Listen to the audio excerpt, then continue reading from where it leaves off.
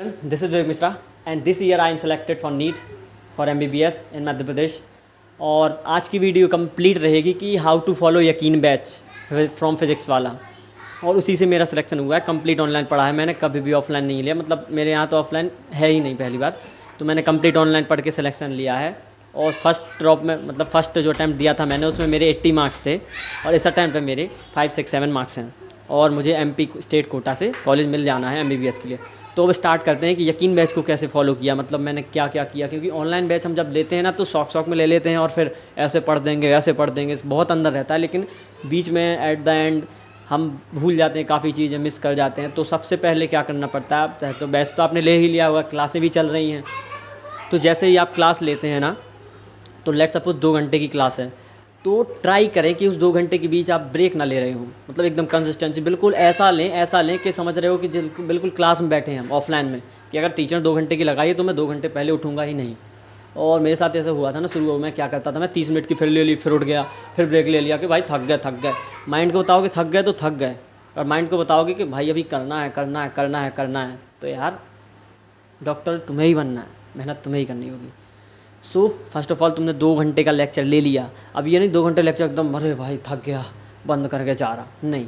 2 घंटे के लेक्चर लेने के बाद अपने आप को 10 मिनट और रोको कि नहीं भाई पढ़ो, थोड़ा जाके चलो पानी पी सकते हो, लेकिन उसके बाद जो तुमने पढ़ा है पूरे लेक्चर में, लेट सपोज बायोलॉजी की बात करता हूँ, तो बायोलॉजी जो पढ़ा है, कॉपी बंद करो, आँख बंद करो कि टीचर ने क्या पढ़ाया था, माइंड मैप बनाओ, है ना, रिकॉल करो चीज़ों को, कैसे क्या क्या किया, और एक रफ पेज लो हाथ में और उसमें लिखो कि भाई क्या क्या टीचर ने तुम्हें उसमें बताया, और जो मिस कर रहे हो तुम मेन पॉइंट फिर देखो खोल के। तुम्हें अगर एग्ज़ाम डेट के भूल गया, नाम बदल दियो मेरा, मजाक नहीं कर रहा है। अगर तुम ये चीज़ फॉलो करोगे तो बहुत फ़ायदे में रहोगे।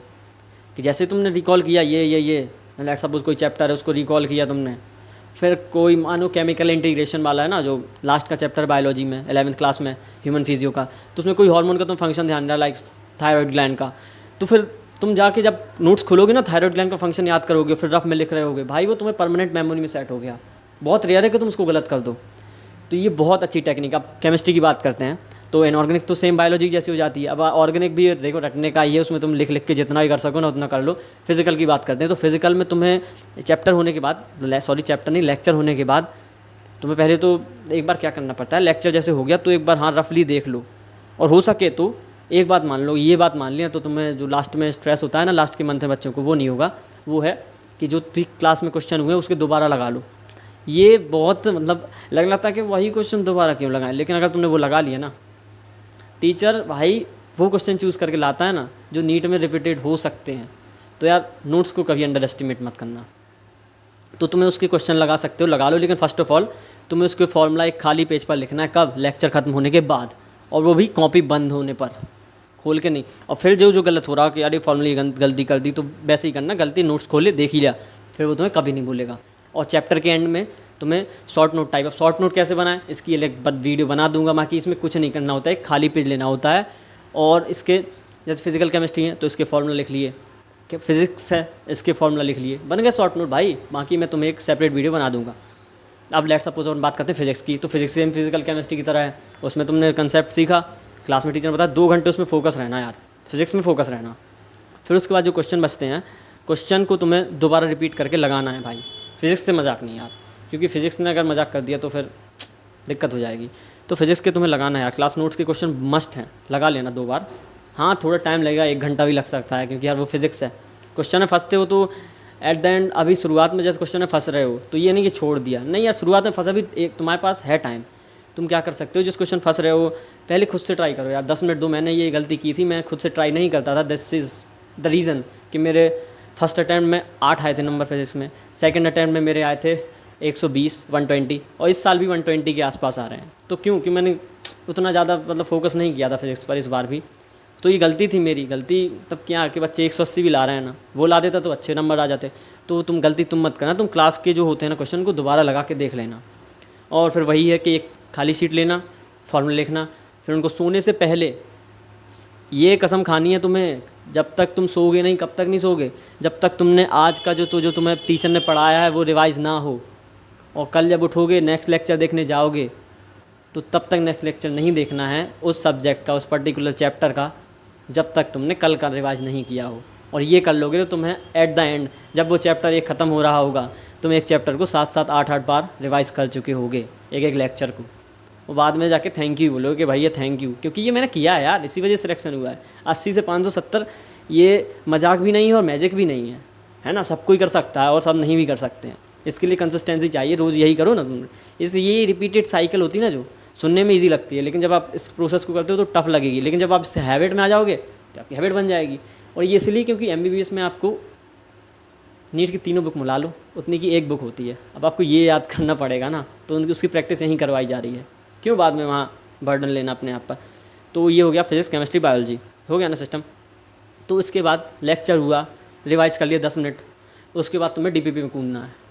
लेकिन नोट्स को अच्छे से पढ़ लेना यार, ताकि तुम्हारे DPP में क्वेश्चन तुम्हें लगे कि यार ये तो अभी पढ़ा था, और तुम पे तुरंत बन भी जाएंगे क्योंकि तुमने तुरंत कंसेप्ट पढ़ा है, लगा लिया। और जो क्वेश्चन गलत हो रहा है उसको मिस्टेक कॉपी बना के एक लिखना है तुम्हें। जब टेस्ट हो तो मिस्टेक कॉपी देखने से पहले टेस्ट देना है, मतलब मिस्टेक कॉपी पहले देखनी है, देन टेस्ट देना है, वो बहुत काम आएगी। ठीक है, देन इसके बाद DPP हो गई, मिस्टेक कॉपी में गलत क्वेश्चन भी लिख लिए। अब क्या बचा भाई, कितने घंटे जोड़ लो। 2 घंटे पहली बात लेक्चर के, 1 घंटा नोट्स के, 3 घंटे हो गए। और नोट्स बहुत पूछ रहे हैं कि साथ बनाना है और क्या करके कि PDF से लिखना है, कि बनाने नहीं बनाने। भाई नोट्स बनाने हैं। जब तक when you written your copy at the same time you written your mind, ये एक टीचर ने बोली थी बात मेरे को, और ये बहुत सही है।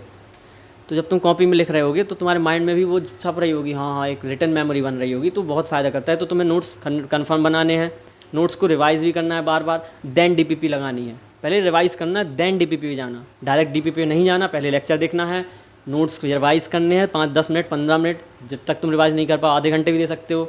शुरुआत में दिक्कत होगी, रिवाइज़ करके फिर DPP। भाई मैं नहीं बता रहा, मुझे तो नहीं लगता अब फिर भी तुम्हें टाइम बच रहा हो, और फिर बच रहा हो तो मॉड्यूल लगा लो।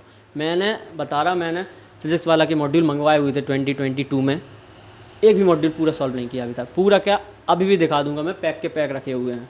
खोले थे, देखे, भाई ये अपने बस का नहीं है, सीधी बात भाई। अपने को सिलेक्शन चाहिए था, सिलेक्शन के लिए DPP इनफ थी, DPP इनफ थी। इवन NCERT पंच भी मैंने पूरी सॉल्व नहीं की है। तो बता रहा, लेक्चर नोट्स और DPP, इससे तुम्हारे भाई 650 उचक जाएंगे, तुम्हें खुद पता नहीं चलेगा। और टेस्ट और एनालिसिस, बस इसको ईमानदारी से करना है। जो 95% बच्चे नहीं करते इसको, तभी तो सिलेक्शन नहीं होता। पढ़े रहते हैं, इस बुक को करेंगे, इस बुक को, भाई जहाँ से पेपर आना है उसको पढ़ो। तो सॉर्ट आउट हो गया होगा। लेक्चर का revision through notes, through your notes, तुम्हारे हाथ के लिखे हुए, और फॉर्मूला शीट, देन उसके बाद DPP, और जो क्वेश्चन गलत हुए हैं मिस्टेक कॉपी में नोट डाउन। ये 4 स्टेप फॉलो कर लो भाई, साल भर फॉलो कर लिया ना, थैंक यू बोलोगे कमेंट सेक्शन में, मुझे और पता नहीं। और वो बताया जो कि रात को सोने से पहले पूरा रिवाइज़ करना है आज का।